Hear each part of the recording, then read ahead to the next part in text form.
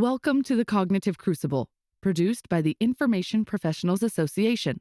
Our website is information-professionals.org, where you can find links and information about today's conversation and get access to members-only content. Join John Bicknell and explore all aspects of our generational challenge, cognitive security. The Cognitive Crucible is a forum that presents different perspectives and emerging thought leadership related to the information environment. The opinions expressed by guests are their own and do not necessarily reflect the views of or endorsement by the Information Professionals Association. Hello, this is John Bicknell. Two quick items before we begin this week's discussion with Lisa DeFalco. First, and this is for IPA members, or if you're not an IPA member, we would love to have you join us.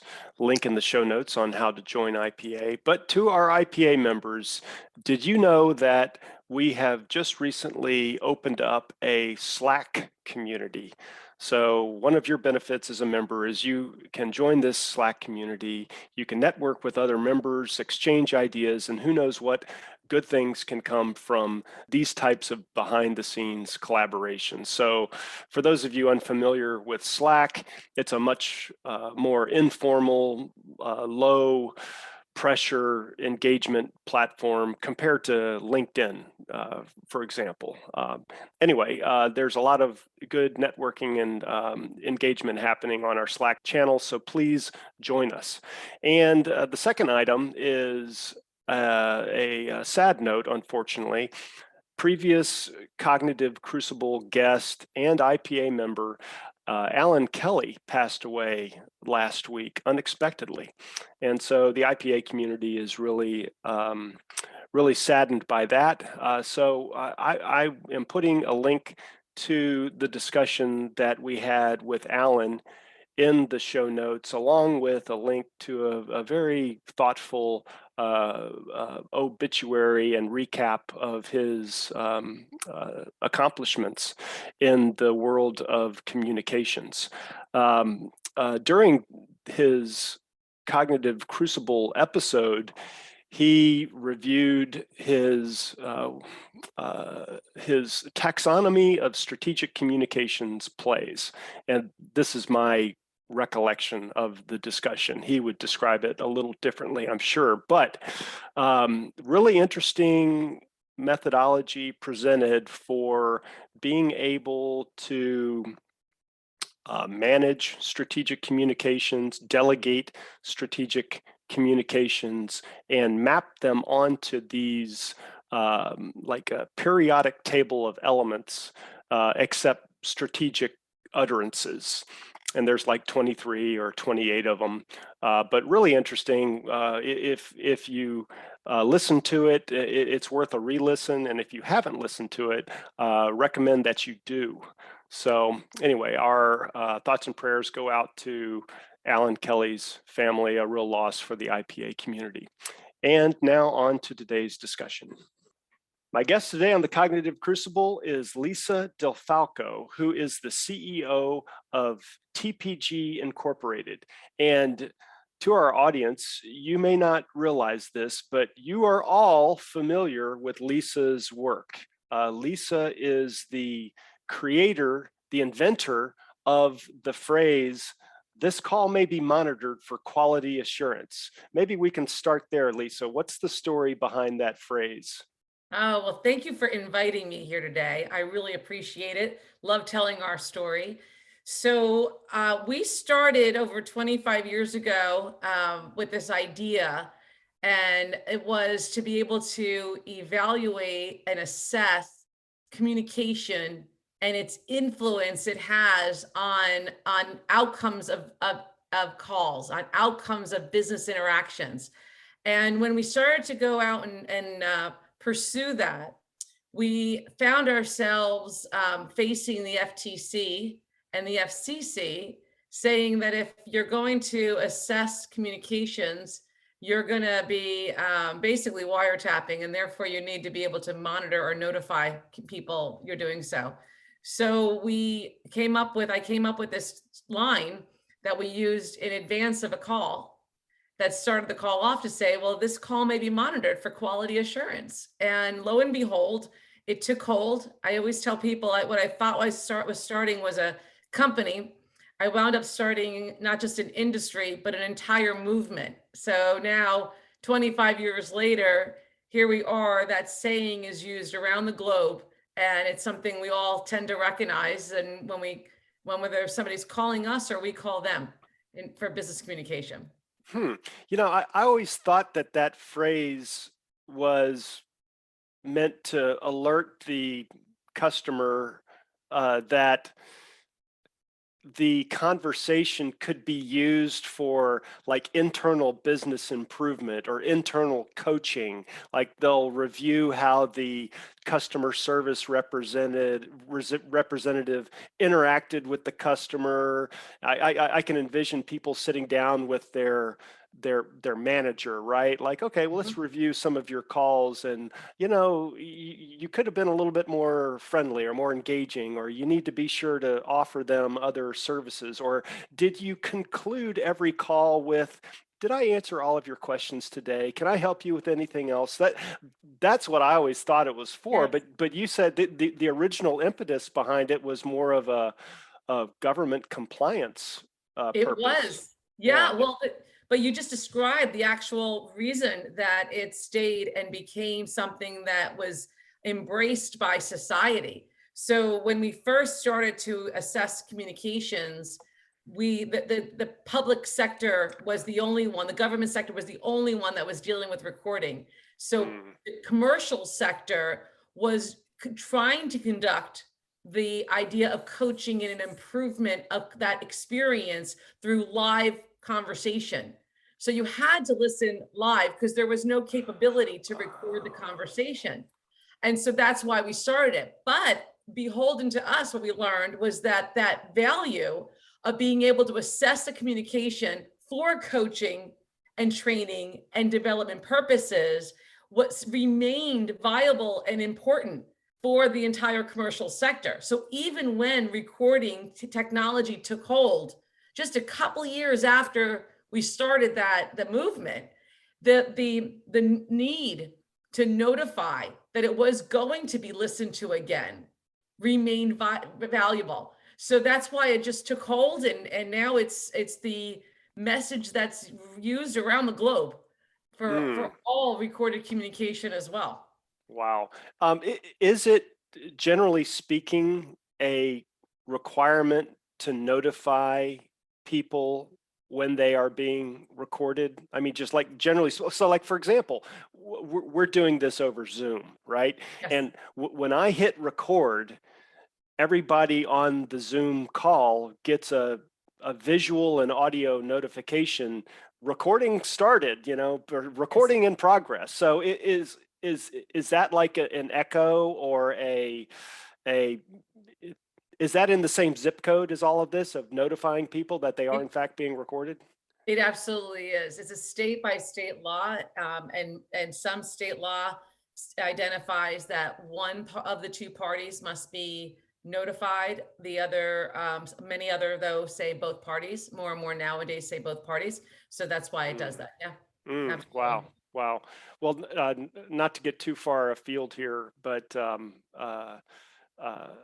I think that this topic gets extended into society. So everybody has on them a cell phone now with a camera and record. It's a recording device, and there's assumptions in society that if people are just out and about at the dog park, at the mall, at the coffee shop, wherever you are, you have implicitly given people authorization to capture your image incidentally on video or audio. And so I think that's how people are allowed to record somebody if you're just like walking on the street and you don't need their permission, in the same way that you have to notify somebody like we were just discussing on Zoom. So that's a true statement. Yes. Yeah. Anyway, I'm sure you and your legal team have gone all the way down this rabbit hole. Oh, we have many times. over the years. Many times. But little did we know it was going to become, we thought we were doing this as a moment in time. And little did we know that not only is it longer serving the messaging, but more importantly, I think that it's longer serving the value of being able to assess that conversation. That's an industry that's really stood the test of time. And I always share that, again, I didn't know I was starting a movement, because there are companies and individuals that are assessing communications around the globe, whether my company is the one doing that for somebody, or a competitive company to mine, or whether you have employees and staff members inside your own organization. The idea of assessing a conversation, to be able to understand it, improve it, address it, that's become a universal practice in our entire society. Yeah. Well, let's get into a little bit more about what your company does. So could you describe TPG? Does TPG stand for something as well? TPG is, it stands for performance. And so, but we really have found ourselves, as communications have evolved, that we're more than we're more than phone. We assess all non-face-to-face communications that we have in our society. So whether you're conversing through chats and emails and text messaging and instant messaging, you name it, that our model that we wrote and we built that defines, let's call it just simply said, a good conversation, is something that when we took 10 years to build the method to be able to assess what defines a good conversation. Once we cracked that code and defined it, that has been the driving force behind our entire company.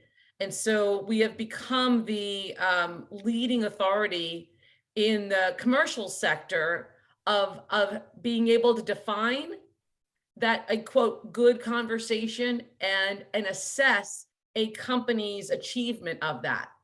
And so we've done that not only in the United States, but we tested our model to around the globe. So we serve countries as far away as Australia and Japan.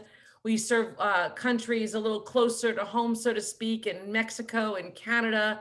We serve Europe. So we're on almost every continent. And what we've learned over the 25-year journey that we've had of assessing this quote good conversation is that we've cracked the code on the human experience.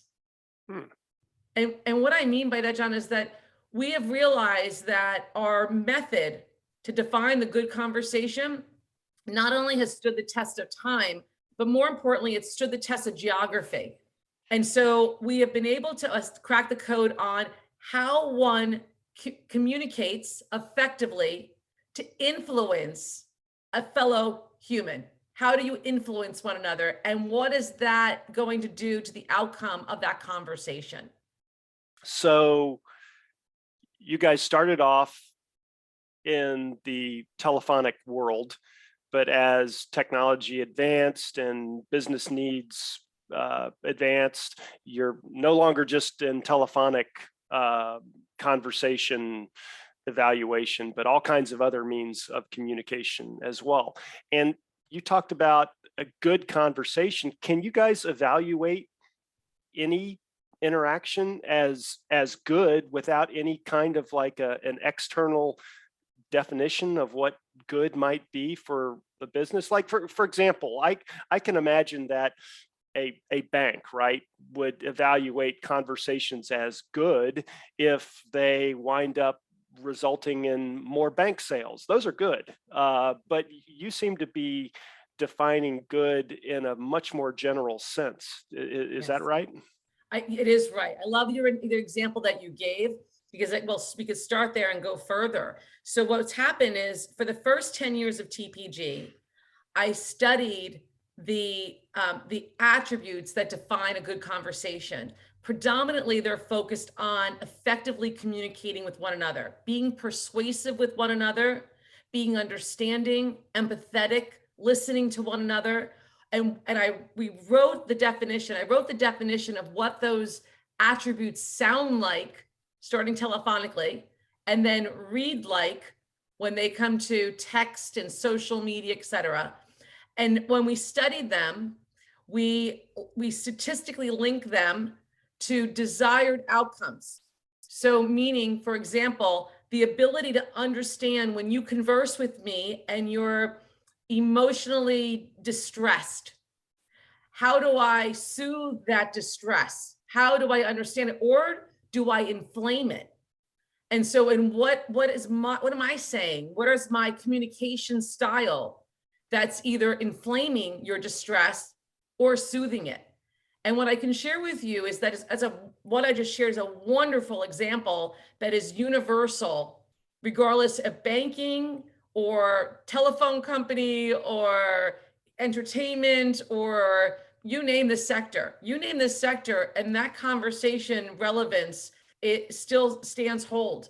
And so when we started to crack the code on being able to define it and hear it, bring it to life, and have that relationship to then the outcome you seek for that call. So for example, the one I just gave you, you express distress communication. My job is to diffuse it and to soothe it and to make sure that you wrap that communication where you're soothed, that you're settled, being able to, that's the outcome I seek for that conversation. We linked it to say, can we create a set of attributes that not only accurately assesses communication, but assesses them in the manner of why it matters to that conversation. That's the code we cracked. And what we did is we created over 300 communication behaviors that we've used over 180 million data points. So we've listened to calls. Our client community today creates and generates 15 million calls every month in their ecosystems collectively. And so we have studied 180 million attributes over these 25 years. So we humbly say we've cracked the code on communication. Could you give just a couple of examples? You mentioned like 300 different behaviors, like for example, I mean, are you talking about like voice inflection? I don't know, what, like what? Yeah, I love that. So I'll give you some of the most common that are used in the commercial segment, and only because even if we're talking about government entities, let's just talk about it as fellow humans, because there'll be something that we can relate to. We can all relate to. When we converse with one another, we want to make sure that the person on the other end of our conversation is empathizing with our situation, as an example, that they convey an interest in what we're saying. Those are two things right there, that they're able to build a rapport with us during this conversation. 3 items I've just described, that we can actively listen to one another, truly hear the intent of that conversation. That's 4. That we're respectful in not just our words, but our tones, we're minimizing, we're not having sarcasm in our conversation, that we're truly respecting one another. So those are just I just gave 4 or 5 examples of communication skill that we have been able to define, and we can quantify their existence in a conversation. How might this kind of technology translate into information warfare, information operations, or national security contexts? Yeah, that's a great question. So, we've had 25 years of success in the commercial business, in the commercial sector, across every aspect of our GDP. So every industry serving that we've had success in, very humbly said and blessed to say it. And it's really because we've cracked this code about the impact of conversation, as I just mentioned, the communication skill. But on the other side of it, we've cracked the code on the ability to effectively assess one's disposition, the sentiment expressed, not just through words, by the way. It goes back to tone and inflection. So if I'm conversing with you, and yet on the other side of this, you're expressing to me a hostility, distress, a dissatisfaction, an emotional turmoil. And it might be through your words, it might be through your tone, the volume that you're speaking at me. It's a combination. But if I can just take those concepts right there and say, we understand communication and we understand the sentiment that is you're expressing, and how those two things work together. Now, bringing it to the information warfare sector of government, those are the types of problems that we are seeking to solve in our government sector. It's starting with information warfare. The ability to understand what creates a moment of distress, what creates it and makes it hostile. How do we converse with somebody to soothe that hostility? Can we at least identify when something moves from a neutral status to a hostile status? The answer is yes, we can. And so the ability to take something that we've been doing in the commercial world and being able to point it to a new direction is what has us so excited to say, this is the same capability. Now we're just putting it to a new arena. We've been assessing and monitoring social media right now as an example. Think about it from commercial, but again, point it to government. Why are consumers hostile? What makes them hostile? How do you soothe their point of view? How do you know true hostility versus just venting? How do you know the difference of that? So we've been able to do that commercially, and now we're pointing it into an area that will help truly serve a global domain in our government agencies. They've been trying to do this for how many years to crack the code on that. What's been missing in those environments, what we're learning, is just the compendium. Again, 180 million attributes defining this. So it's not my instinct of what makes a good conversation or your instinct of, is somebody distressed? We've got proven data to how to define it, how to experience it, how to hear it. Are y'all able to assess deference or the relationship between the participants in a conversation? Like let's say a fictitious scenario where some communications are being monitored, but you don't know who is communicating. But if you're able to pull this narrative or this dialogue out, analyze it, are you able to say it probably speaker A is probably the senior person in the network, or is has some sort of a preferential role, and speaker B is a subordinate? Are you able to make assessments like that based upon the text? Yeah, you know what? We make assessments like that in the commercial sector, if you think about it, where we're dealing with if I can equate it to that, because I think this is why we have confidence in the ability to leapfrog over. In the commercial sector, we've been working with regulatory environments for 20 years out of the 25. So we've been having to understand the difference between a consumer who is just going to vent, I'll say that, versus somebody who is more seasoned in their understanding with regulatory guidance and guidelines, and who is going to actually file a formal regulatory complaint. There's a distinction that you have to understand between those two parties. We don't know who those two parties are, but we know the distinction of them.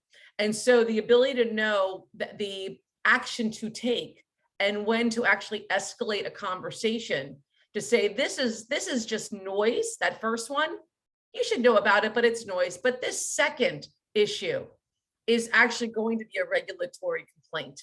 And so you should probably take a more serious set of actions to cure it. So you guys, if there's multiple customer service touch points, or a customer is complaining about something, you guys can alert your client or the business. It's this is going to be going off the rails here if somebody doesn't come in and do some mitigation here ASAP. And so it goes to the bottom line, dollars and cents of customer satisfaction. Absolutely, it does. And, our clients are seeking to have customer satisfaction. Yes, you mentioned about bank sales. They're seeking to grow their revenue streams, but candidly, they're seeking to make sure they are compliant to all regulatory environments. So we work with the regulatory, as I like to politely say, and with respect say, the alphabet soup. So whether we're working with CMS, the Center for Medicare and Medicaid, whether we're working with the FTC, the Federal Trade Commission, the FCC, the Federal Communications Commission, the CFPB, I can go on and on. And so making sure that there's language in all of those sectors that speaks about expressions of dissatisfaction. That is an expression where somebody is expressing hostility and a sense of being misled in the private sector. That is an issue that elevates in importance to be able to actually be a regulatory infraction. So the ability to listen to somebody, understand their dissatisfaction, and to be able to assess if it's just a vent or if it actually places itself in a higher threshold of that expression of dissatisfaction, which is a legal term, is something we've been doing for, again, over 20 years. So far, I've been hearing your analysis being relatively discrete analyses of individual conversations, or maybe 3 or 4 closely related conversations. But have y'all done anything that looks at more of a broad, sweeping timeline of a company, where you're not just looking at this particular client's customer service, but the trend over time?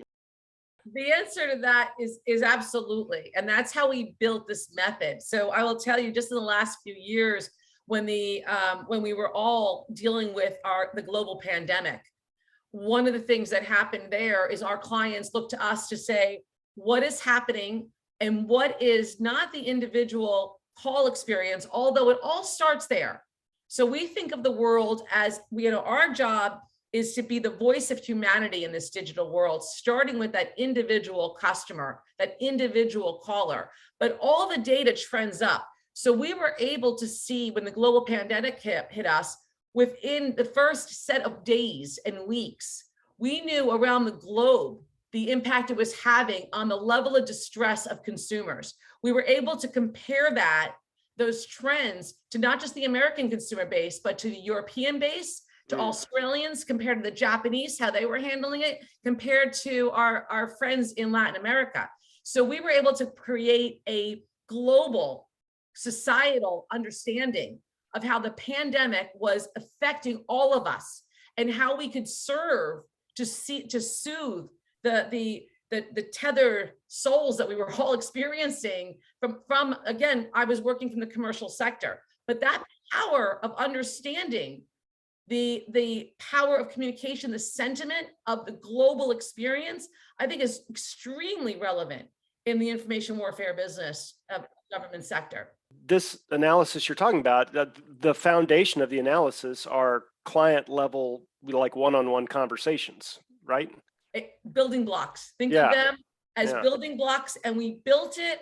We built this castle. I'll continue the analogy of the building blocks and building the castle. The castle being all society. We build it one block at a time, using that construct of those attributes that we wrote, that we studied for we're studying it now 25 years of understanding of that, applying it around the globe, regardless of industry, regardless of the type of communication.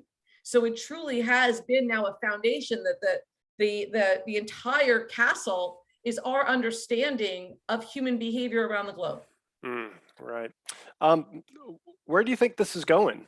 What do you think the future of the communication space is going to, how's it going to be unfolding over the next short term, midterm? Yeah, so I think artificial intelligence is going to be wonderful and chaotic all at the same time. And I'll say it for this reason. The beauty of what we've been able to build. So we took this method for proven. We were using the capability of human listening for 24 and a half years. of our 25 years experience, or 24 years of 25 years. And we brought it into, we created the model to now run it in artificial intelligence. So what does that mean? What it means is, to answer your question, it means we can now understand this power of communication on mass scale. So we cannot have enough humans to be able to evaluate these communications, the vast amount that they are generated around the globe today. But we can by supplementing the human listening with artificial intelligence. And so when we built our artificial intelligence engine, again, based on the knowledge and of 25 years of data, we've just brought to the world a scale that was never seen before. Now, what does that mean to society, though? It means there's two things. I said good and there's chaos. The good to it is now we're able to understand sentiment at a moment's notice. We're able to be able to get to the heart of it quickly and not have to look at everything in post-mortem format. That's fascinating. That's exciting. That could solve a lot of world problem. The chaos to that is that it's enormous amounts of data that we synthesize. And we have to make sure we have decisioning capabilities against. Without having the 25 years of modeling that we've done, we as a society, we'd be lost with that, because starting at the beginning, it would just, you have to decipher between the noise and the problem. And so that's where chaos comes in. And what I'm excited about, and where I see it continuing going, is the fact that we've got this level up from this power of 25 years. We have the tools, the knowledge to be able to decipher between the noise and the problem. And that's the frontier. The frontier is now being able to have that distinction. Where can this go? What problems can we solve that are even more robust than we've ever solved before? And we've solved some significantly robust problems in the commercial sector. So I see it being able to just provide massive scale, real-time analysis, but it has to be partnered with that analytics capability to siphon out that noise versus the real problem to solve. Your core capability was built on business environment interactions, based off of what I'm hearing from you. But what about if you wanted to start evaluating the interactions of kids or teenagers, or starting to understand people who are under duress? Like you mentioned the pandemic earlier, and there's these fallouts from the pandemic of teenagers feeling hopeless, or not having real positive outlooks on life, or cyberbullying and things like this. It seems like you guys could probably have some positive things to contribute to those kinds of problems. But does your platform need to be tuned to a different conversational style? What do you think about that kind of a problem? Yeah, great questions. And I would tell you that our data suggests already that the areas of our attributes that I spoke to you about today are universal. We have a heavy footprint in the healthcare industry, where we already are exposed to situations of emotional distress, of those who feel left behind, who have no ability to see the future. Those are very difficult conversations that we endure, we deal with. And the ability to help somebody in a moment of crisis is something that we have done throughout our community.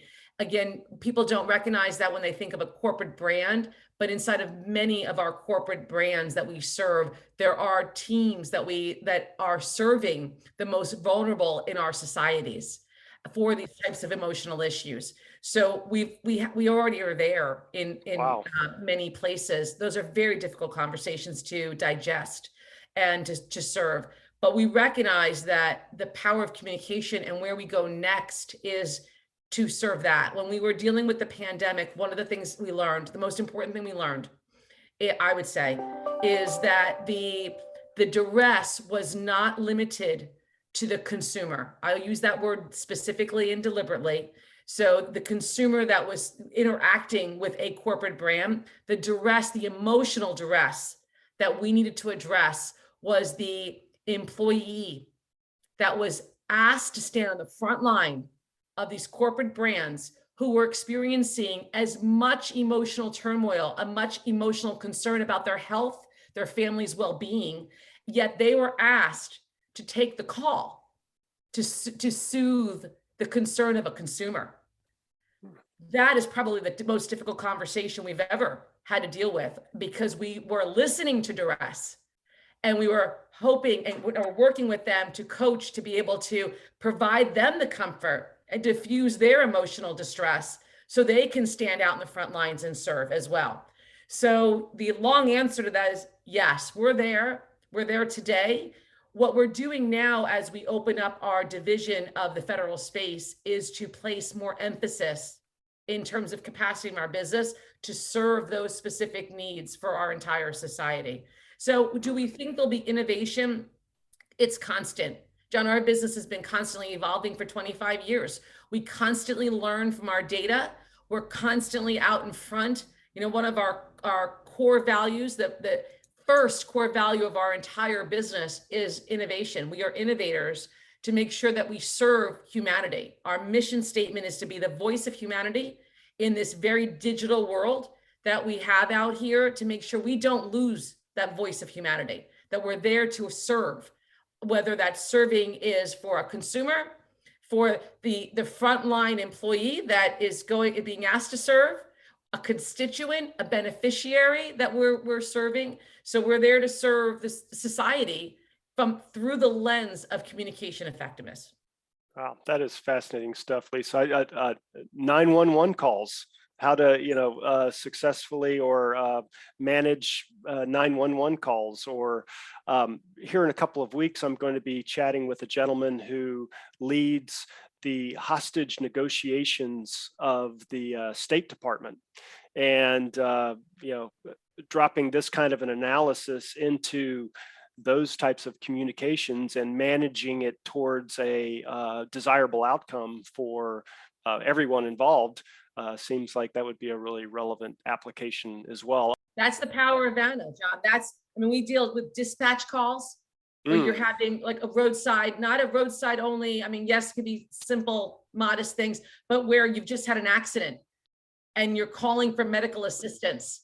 So we're there for the communication, and how do you soothe somebody as they're medically panicking, and you're dispatching a helicopter to them. How are you doing that? So this is why I would tell you that Anna is the platform. Anna is the intelligent engine, and has brought together 25 years of assessment.